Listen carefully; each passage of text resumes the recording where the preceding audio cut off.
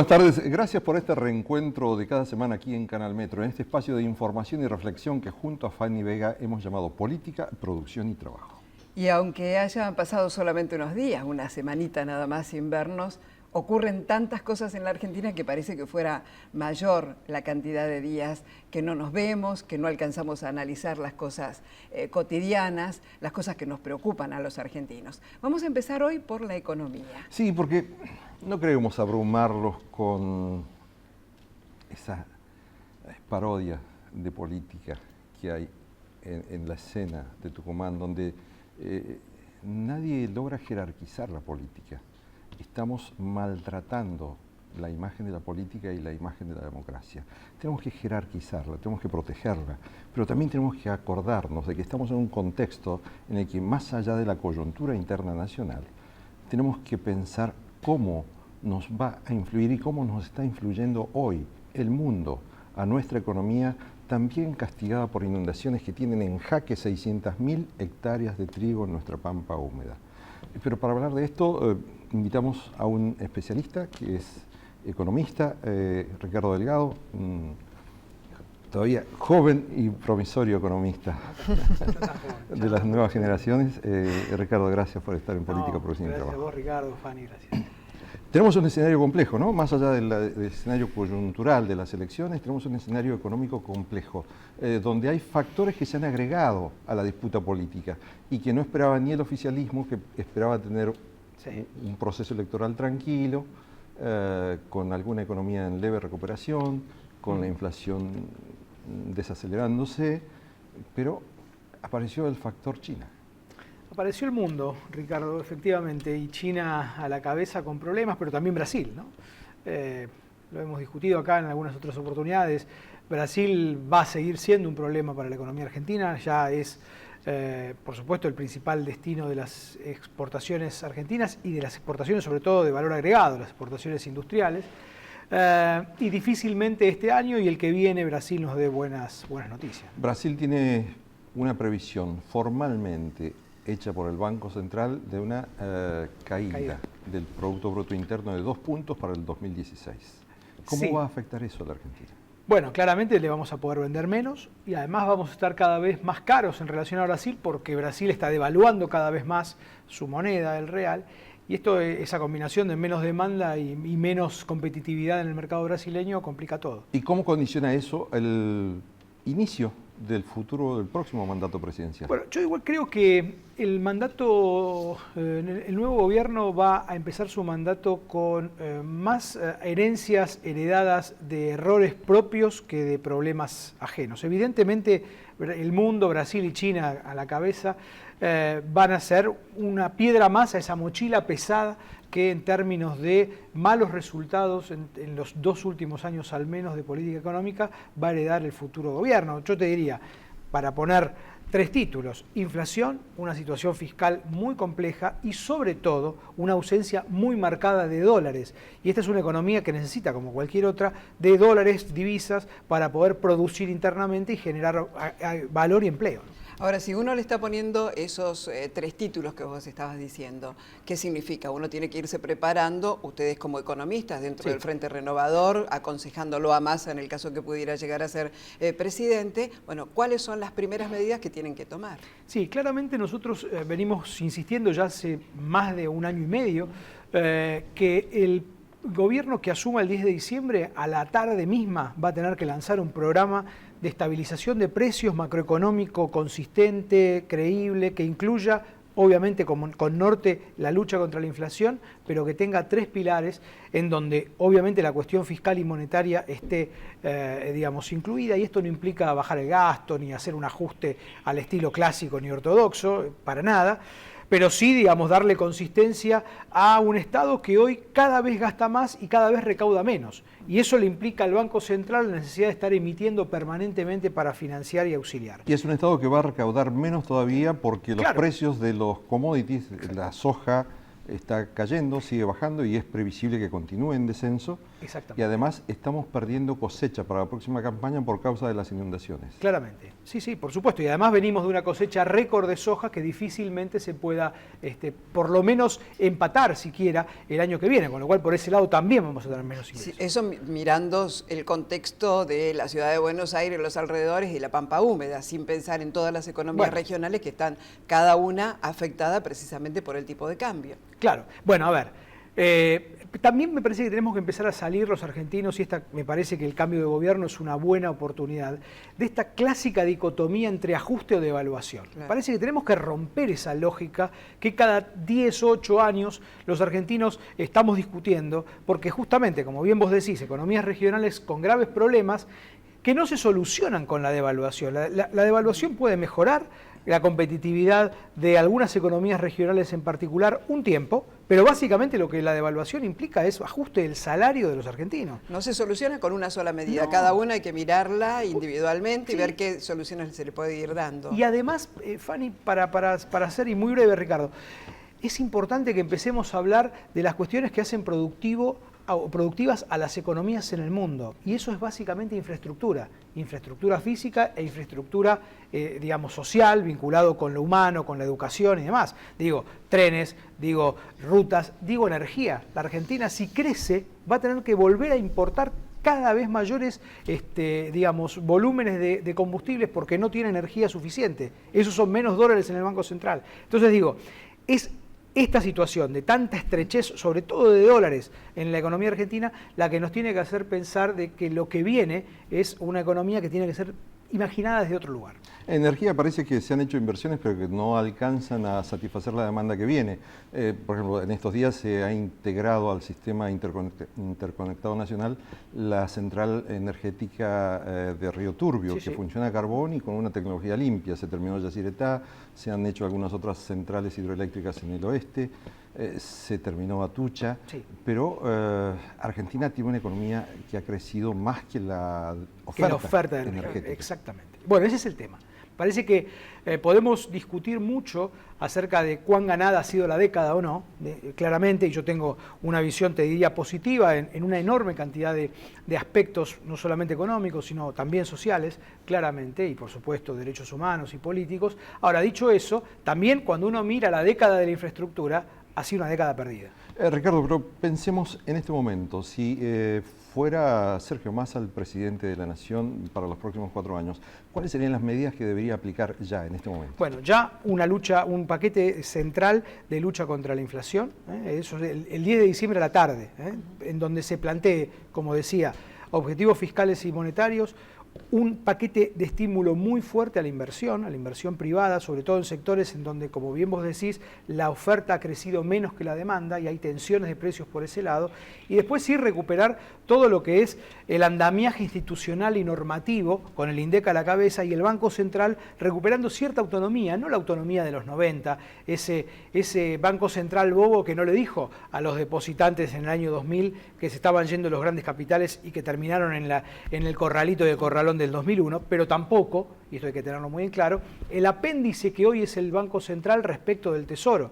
El Banco Central hoy es apenas el que firma todos los días cuánto va a emitir para financiar al Tesoro. Eso hay que también empezar a romperlo, justamente porque si no, la inflación va a generar una inercia como la que tenemos hoy, va a ser muy difícil de bajar. Te voy a hacer una breve referencia al caso de Tucumán, al caso de las elecciones en Tucumán, no por el escándalo de la política, sino porque allí tal vez se refleja una distorsión de la economía, una distorsión estructural de la economía.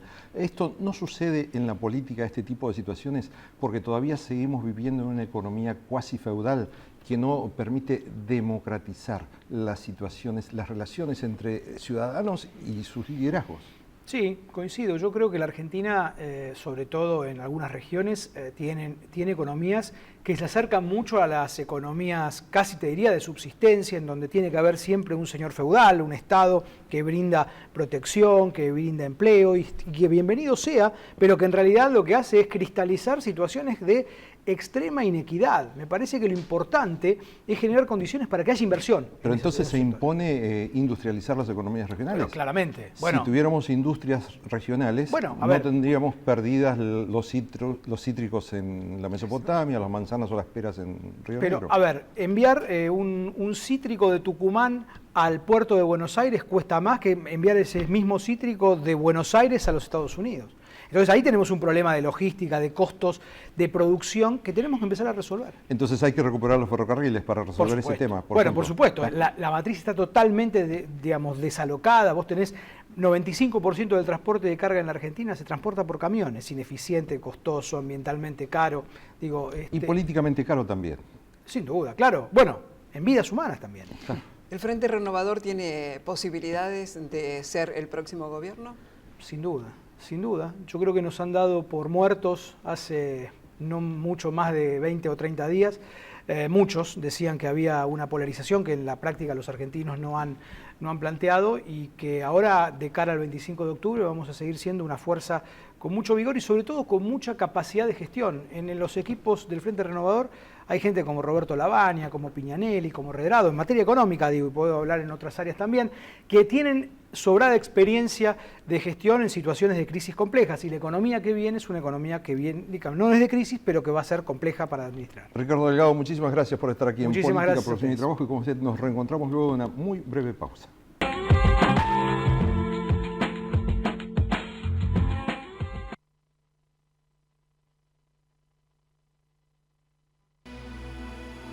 Entidad binacional Yacyretá, generando futuro.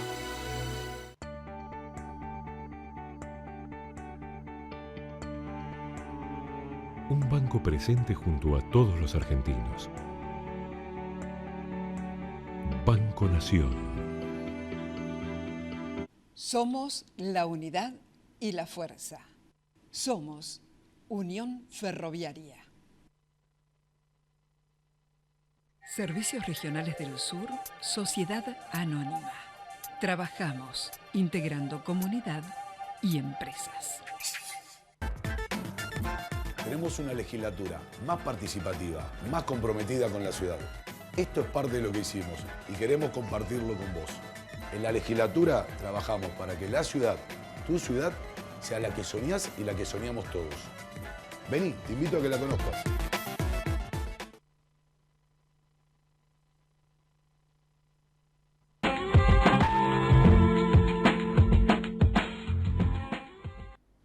Y hablábamos con Ricardo Delgado, uno de los principales economistas del Frente Renovador que acompañan la candidatura presidencial de Sergio Massa. Hablábamos de las economías regionales, entre otras cosas que tienen que ver con el contexto internacional en que Argentina está inserta. En este momento, además de todo el proceso electoral que pone situaciones como las de Tucumán, por ejemplo.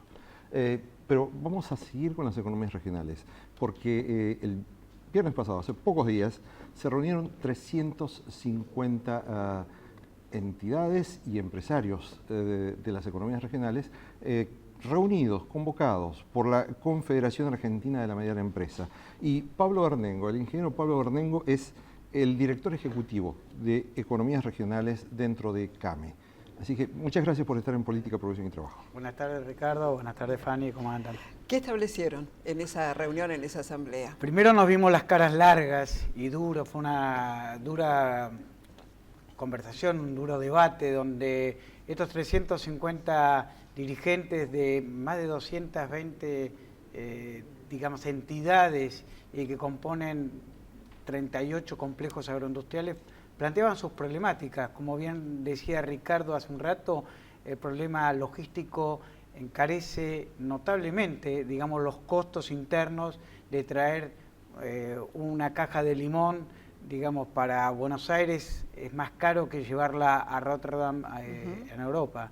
Es decir, tenemos, y por eso desde CAME, de la Confederación, venimos manifestando la necesidad de darle urgencia, a que el Estado compense estas inequidades que existen entre lo que es la Argentina profunda y el urbano, ¿no? Pero CAME tiene buena relación con el gobierno, tiene buen diálogo con el gobierno. ¿Cuál es el resultado de ese diálogo en esta circunstancia en que la coyuntura económica es adversa para la economía regional? No, nosotros venimos siguiendo muy de cerca todo lo que es el desenvolvimiento del Belgrano Cargas y aplaudimos ciertas cosas, digamos, que se están realizando.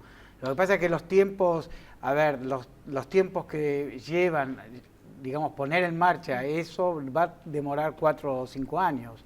Estamos de acuerdo en que haya una... Recuperar la infraestructura básica para la economía del país va a demandar un mandato todavía. La matriz de lo que es la logística y el flete, sí, probablemente. Ojo, fueron desde la década del 90 que se cerró, ramal que se cerraba, ramal que no funcionaba. 40.000 kilómetros de ferrocarril. Pablo, pero ustedes están planteando que hay una declaración de emergencia de las economías regionales. Totalmente. Entonces, si se puede llegar a tomar algún tipo de medida, porque tengamos en cuenta que el gobierno hoy en día no dispone de tantos fondos como para poder asistir a todos. ¿Qué soluciones ustedes ven que podrían llegar mínimamente a darles alguna solución? Fanny, acá lo que nosotros necesitamos es, primero, cada complejo agroindustrial de las economías regionales tiene una respuesta y solución distinta, no son todas iguales. Punto 1. Primero es conocer qué estamos hablando. La cantidad de gente que está afectada a esto en la trama, en trabajos directos, estamos hablando de 900.000 trabajadores del interior. A ver, en Catamarca hacemos pelota una industria que es el sector olivícola. En el sector cañero de azúcar estamos hablando de los tucumanos, como ustedes bien saben, y de Jujuy. Es decir, me parece que dar una respuesta conjunta o, digamos, global, no. Hay 6 o 7 cosas que son, sí, que hay que compensar, digamos, ciertas inequidades que producen las distancias. Hay un costo extremadamente alto, no nos olvidemos que las economías regionales requieren de mano de obra intensiva, es decir, producir 1 hectárea de soja o producir 500 hectáreas de soja requiere muy poca mano de obra, en lo que es producir 10 hectáreas de naranja o de arándanos o de manzana, sí requiere mucha mano de obra. Pero Entonces, también falta... Ahí hay que compensar, lo que es la carga contributiva es muy alta. Claro. Y hoy realmente nos lleva al Y quebranto. ustedes entonces están pidiendo que por lo menos se las bajen, aunque sea momentáneamente. Y que pongamos algo, digamos, alguna vez existió un repro, volvamos, pero digámoslo, no se lo demos a los amigos políticos, sino se lo demos al aparato productivo. Ahora, ¿se puede hacer en estos 2 meses nada más que tiene de gobierno? ¿Ustedes están de alguna manera planteándolo para el próximo gobierno que se... No, hay cosas que las debemos hacer ya porque hay muchos productores que están con la soga al cuello y realmente no saben si van a llegar a la próxima cosecha. Hay ventas de fincas que están a valores vil. Claro. Es decir, quiero hacer muy claro, a ver, producir 1 hectárea de poroto en Salta, en Rosario de la Frontera, demanda $450 por hectárea. Ese productor que lo hizo 1 hectárea es para percibir 350. Está trabajando con un quebranto de $100 por hectárea. Ahora, ¿cuál es su problema que tiene? ¿Es ineficiente? No, los rendimientos cuando estamos hablando son óptimos. La manera de trabajar son óptimos. Pero ¿cuál es el problema? Tenemos distancias, tenemos una devaluación en Brasil que te castiga en forma directa. ¿Quién compra el poroto? Los brasileros. ¿No falta también inversión en las economías regionales? Porque si hubiera inversión, si hubiera industrialización básica, por ejemplo, tendríamos secaderos que son fáciles de montar para evitar tirar las manzanas a la ruta. Totalmente de acuerdo. A ver, nosotros siempre nuestro lema desde la CAME, de la Confederación, fue ponerle valor en origen. ¿Qué significa eso? Necesito una ley de jugos, necesito una juguera que esté cerca de las producciones a donde se produce manzana, donde se produce todos los cítricos dulces y donde se produce la ciruela, el Mendoza. Y eso nos va a decomprimir porque nos va a dar el precio a piso que la industria va a poder pagar. Sí, y además la fruta que no se puede exportar, como en este caso a Rusia, se puede preservar de otras formas mediante las prácticas industriales. Se puede canalizar. No nos olvidemos, hoy en toda esta crisis que estamos hablando, el rublo se ha devaluado. Y nosotros teníamos el 53% de la mandarina se colocaba en ese mercado. Es decir, ¿a quién se la colocamos? Es imposible. ¿Y por qué no tenemos el resguardo de la preservación industrial? El costo de producir esa mandarina es más alto que ir a la cosechar. Pablo Verdengo, director ejecutivo de Economías Regionales de la CAME, muchas gracias por estar aquí en Gracias Política, Profesión y Trabajo. Gracias a usted. Volvemos a una breve pausa nuevamente.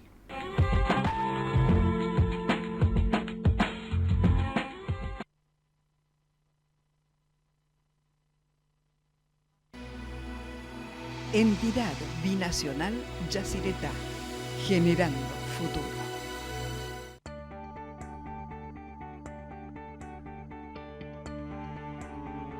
Un banco presente junto a todos los argentinos. Banco Nación. Somos la unidad y la fuerza. Somos Unión Ferroviaria. Servicios Regionales del Sur, Sociedad Anónima. Trabajamos integrando comunidad y empresas. Queremos una legislatura más participativa, más comprometida con la ciudad. Esto es parte de lo que hicimos y queremos compartirlo con vos. En la legislatura trabajamos para que la ciudad, tu ciudad, sea la que soñás y la que soñamos todos. Vení, te invito a que la conozcas.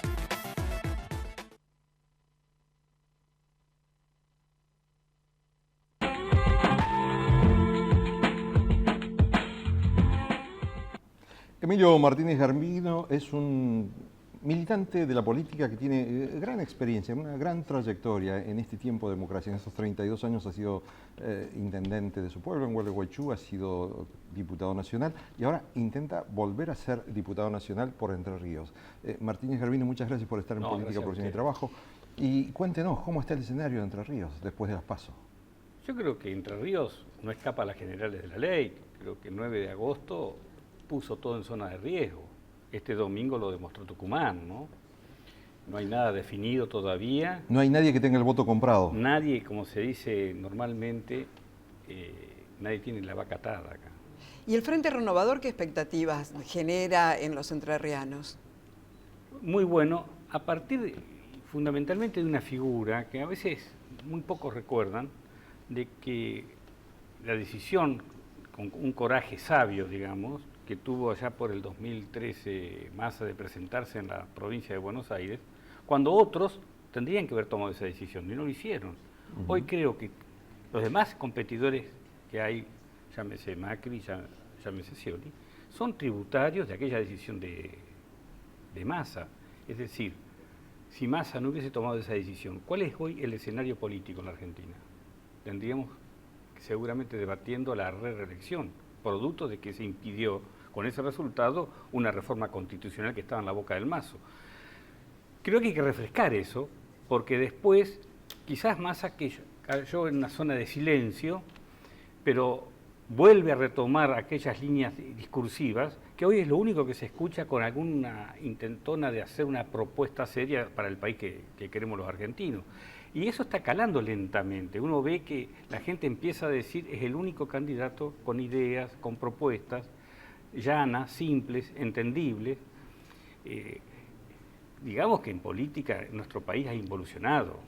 ¿Y la política nacional está en evolución o involución a la luz de los acontecimientos que estamos viviendo en los últimos días en el escenario electoral?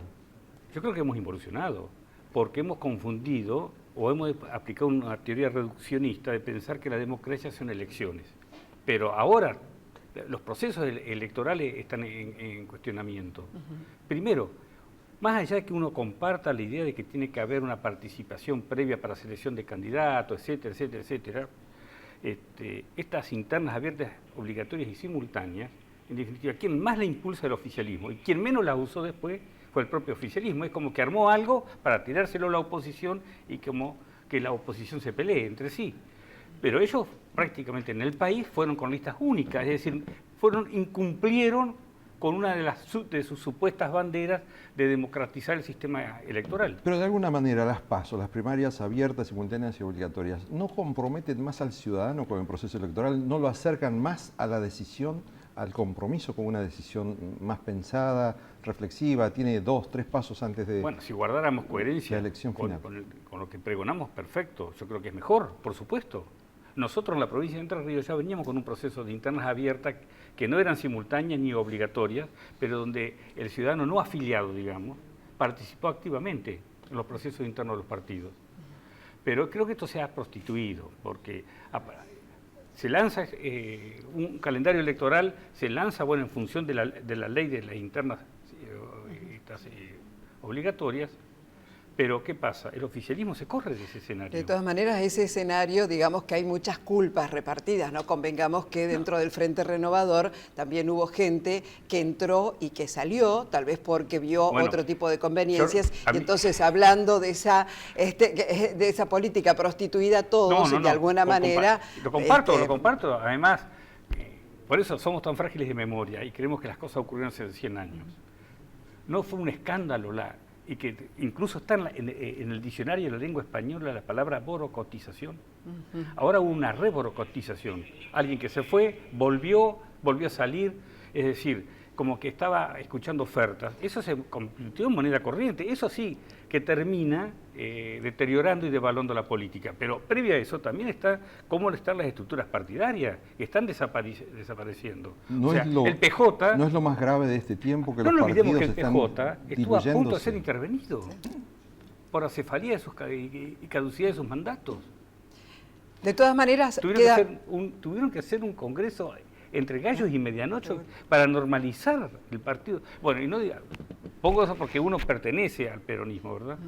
¿Usted pensaría que tal vez sea necesario barajar y dar de nuevo con la Ley Nacional Electoral para que haya mayor sincronicidad entre los procesos electorales de las provincias, Yo la le voy a nación? contar un detalle. Cuando se va de la Rúa y asume Duhalde, uno de los proyectos que estuvo a punto de llevarse adelante fue la caducidad de las afiliaciones. Porque hay que, digamos, transparentar todo eso.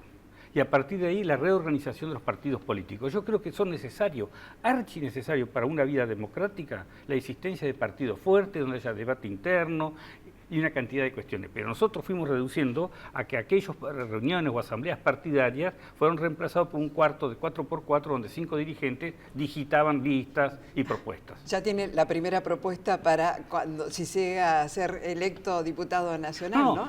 Cuento esto porque en aquel entonces fui uno, quizás lo han hecho con muchos dirigentes en el país, fui uno de los consultados sobre esa idea. Y creo que era lo mejor, lo más saludable. Hoy usted tiene afiliados del año 83 en un padrón partidario, que solamente lo utilicen y mínimamente para elegir sus autoridades partidarias y punto. ¿Debería reformarse también la ley de partidos políticos? Hay que adecuarlos. Hay 500 partidos solo en Tucumán. Hay que adecuarlos. Por supuesto, uno no dice que hay que caer inexorablemente en el bipartidismo, pero que debe haber partidos fuertes y competitivos es necesario. Eso hace a la alternancia, que es un elemento fundamental en la vida democrática. Si la alternancia se pone bajo signo de interrogación, evidentemente que la democracia se debilita enormemente. Emilio Martínez Garbino, muchísimas gracias por estar aquí en Política, Profesión y Trabajo. Y bueno, y seguiremos su avance también hacia las elecciones en las que usted pretende llegar a la Cámara de Diputados de la Nación representando al Frente Renovador por Entre Ríos. Pero muchas gracias. Con usted nos reencontramos la semana próxima aquí en Canal Metro para hablar, como siempre, de política, producción y trabajo.